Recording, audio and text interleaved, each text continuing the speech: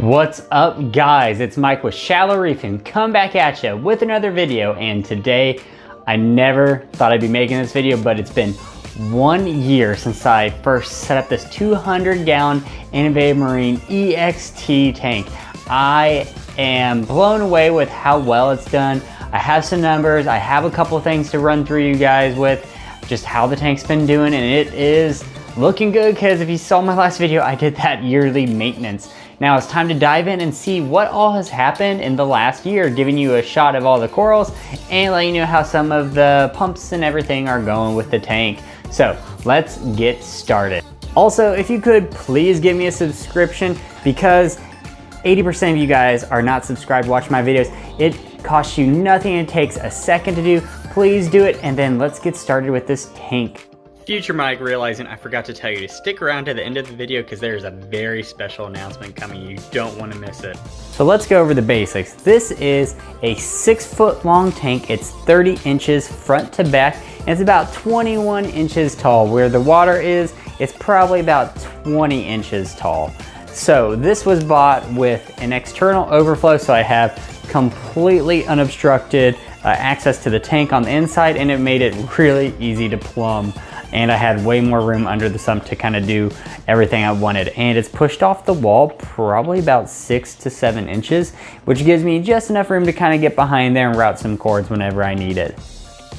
As far as dosing and everything is concerned, I'm dosing about 55 milliliters of calcium alkalinity supplements a day, and I use it off of a BRS 2-part doser. So they're the single head dosers. I have 2 of them. I got them for a sweet deal, so I couldn't pass it up. And it's also bulk Reef Supplies 2-part.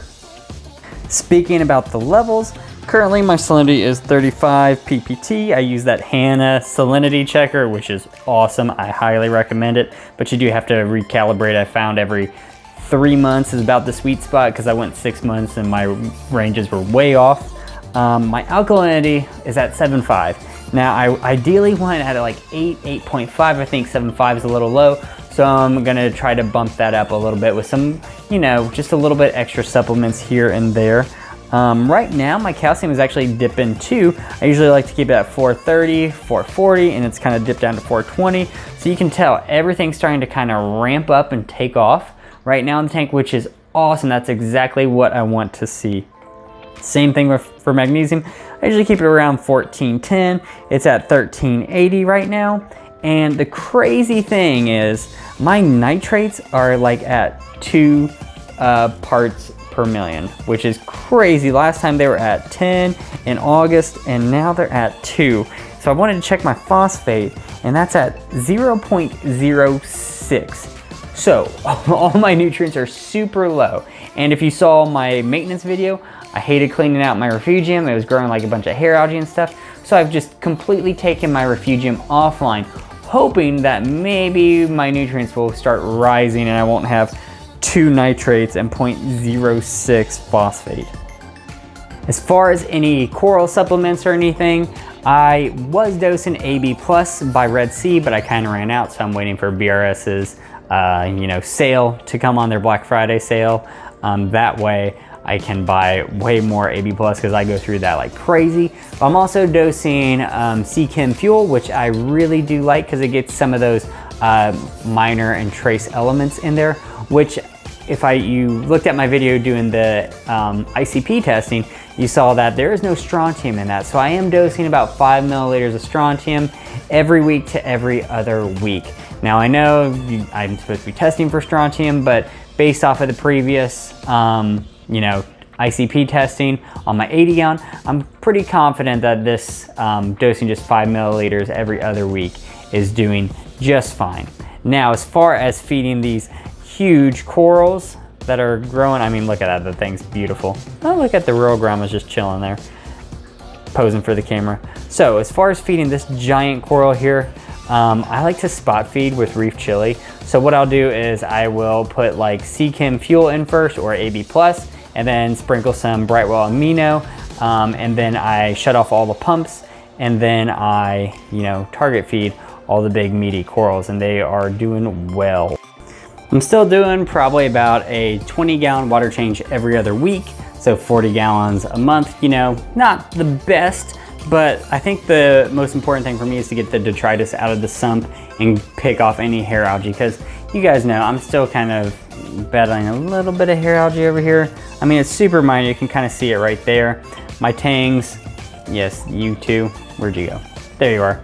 This guy is so lazy. Same with, you know, my fire fan, he's super lazy. I don't know, man, I got some lazy tangs in here. My tang gang's not really picking up the hair algae. But what I'm doing to combat this hair algae is to get Vibrant. So I just started dosing Vibrant again, and hopefully, based off all the Vibrant going into the tank, maybe these tangs will like eating, you know, the hair algae, or maybe it'll slough off and I won't have to even worry about dealing with it. Some of you guys saw there was an update on one of my videos about pests, one of my biggest mistakes in the tank. I don't know how, but I did get flatworms in the tank. I did flatworm exit, and I think it might have worked. Now, there is also a mandarin in here, and mandarins are not really supposed to, especially this regular mandarin. It's supposed to be the spotted mandarins that are supposed to eat flatworms, but ever since I put him in the tank, he has like decimated any flatworm. I don't know if you can see him back on the rocks. He might be the MVP, Mando the mandarin, my wife's favorite fish in the tank, and he is so fat, so meaty. I love it, and he even eats bloodworms after training him for, you know, over a month to eat bloodworms. He finally eats bloodworms, but I don't really need to feed him bloodworms that often because he is doing just fine cruising along these rocks, picking at whatever he finds. Beautiful fish, definitely worth all the effort. My wife loves them. Speaking of fish, I haven't had any losses in the tank. You know, I'm pretty happy with that. Now, you did see a previous video where I did have a yellow chorus wrasse and a radiant wrasse in a QT, and they all died. I'm guessing it was a bad shipment that, you know, my LFS got, and I took the hit on that, which, you know, sucks. Don't like to watch any fish die, but you try to do your best, trying to heal them, make them healthy, put them in a QT tank, and my opinion on QT has really changed since, you know, having this big tank. I think it's almost a necessity, especially if you're in a bigger tank, because these guys, you know, some of the fish come in a little bit unhealthy, a little bit skinny. I don't know if you can see that little Anthea back there. He was super tiny, and I had to plump him up with the other Antheas before putting him into this tank just so they had a fighting chance. And it really paid dividends in the long run, having all these healthy fish that have no diseases. As far as the equipment running the tank, starting from the top, working my way down, I have 3 Radion G5 XR15 blues, and it's on an ATI 60-inch fixture, the hybrid fixture where you put the LEDs in the middle. I'm currently running 2 KZ Sky Blues and 2 aquatic or ATI Actinics. Now, why am I running that combination? Well, it kind of looked the best to me. I bought it as a set from my friend Wayne. Shout out to Wayne. He gave me 8 bulbs and this light fixture for a killer deal. Couldn't pass it up, and it's working out really well.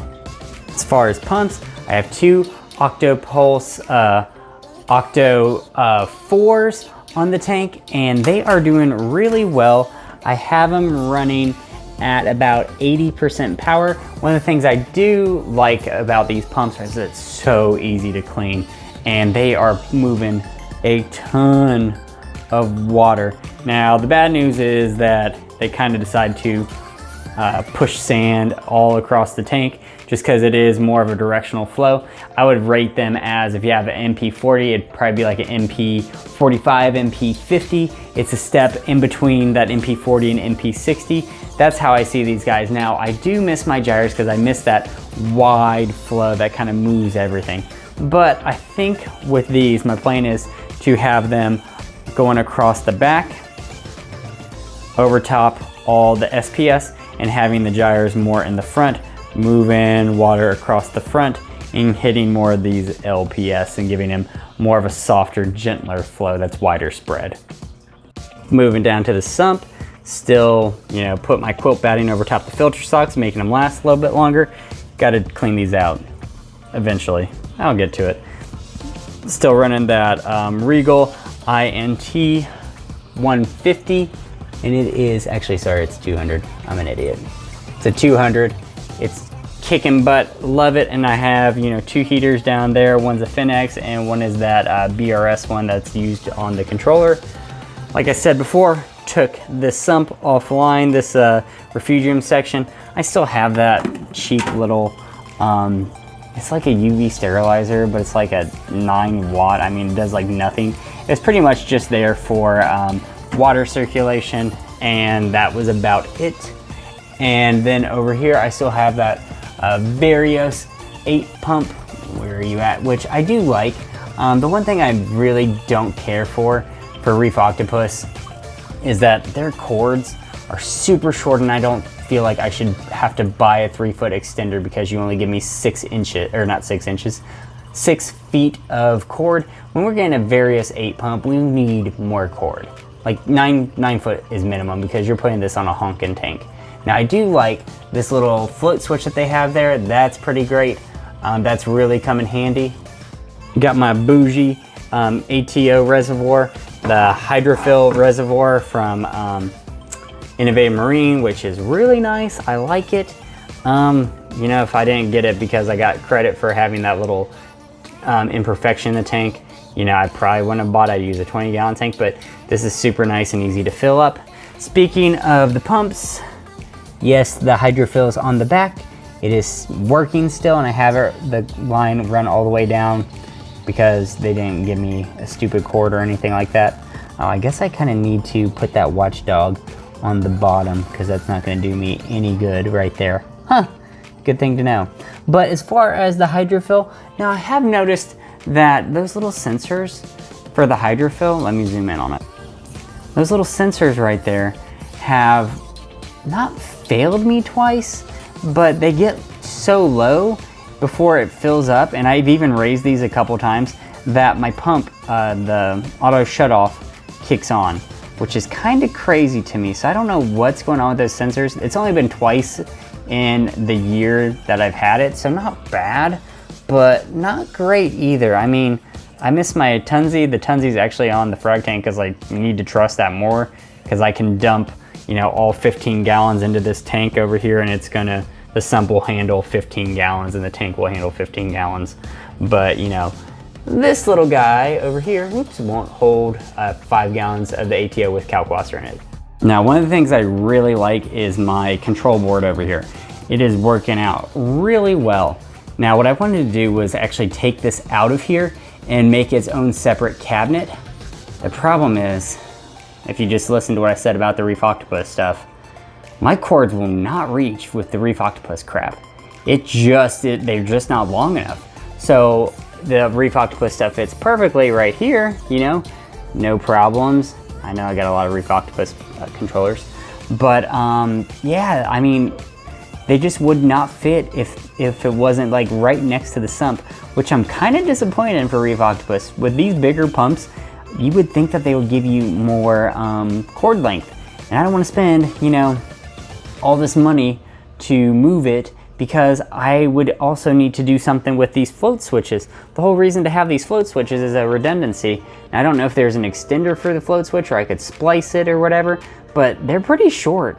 And because they're so short, you have to have them really close to where your sensor is or where your pump is, for the various pumps, the one that's for the return and the one that's for the skimmer.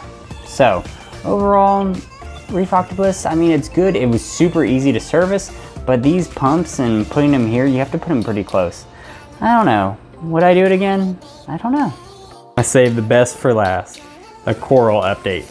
Now this is almost like glowing in the dark. I cannot believe it. So I did create a little like Zoa rock for them over here, because these guys, these red geos. Let's see, can you focus in a little bit and see the little speckling and patterns on them? I mean, yeah, there we go. I mean, it's just gorgeous. But they will take over. I made a little Rasta and Bam Bam rock in the back. Hopefully everything works out well for that and it just takes off. Obviously my Dragonsail Fabia is doing well. I had to move this green Slimer from Fish a Hex because it wasn't doing well. So hopefully it starts, you know, turning the corner and doing better. Those are some of those famous mushrooms that I have. They're like Superman bounce type deals. They're not really bouncing just yet, but they will. A blaster rock doing really well. Moving across the bottom. Sunset Monopora. The Zoas are just, you know, vibrant as can be. Lobo is a little dull, but it'll come around. It's a new piece. Then get the Blastomusa Merletis, looking great. And the Scully. Turning the corner, getting those mushrooms and some chalice, or not chalice, I don't even know what that is. I got it because it looks cool, but it wasn't doing well, so I put in the shadows and it's doing better. Coming up across, you got the Digirock, you got the Bubblegum Digi, you got the Force Fire on the side, you got just the regular Digis in the back, and then you got the Peach King Octo Spawn, which, oh my gosh, that thing looks, I mean, that is so vivid and bright. I just can't believe it. You never get to, you know, look at the tank at night when it's in its glory after it's just been cleaned, because most of the time I'm going to bed. Starting up at the top, you kind of got Bird's Nest on the far left, a Fish a Hex Coral right there, a Worldwide Corals, Green Tip, and then I don't even know what those are, some electric something.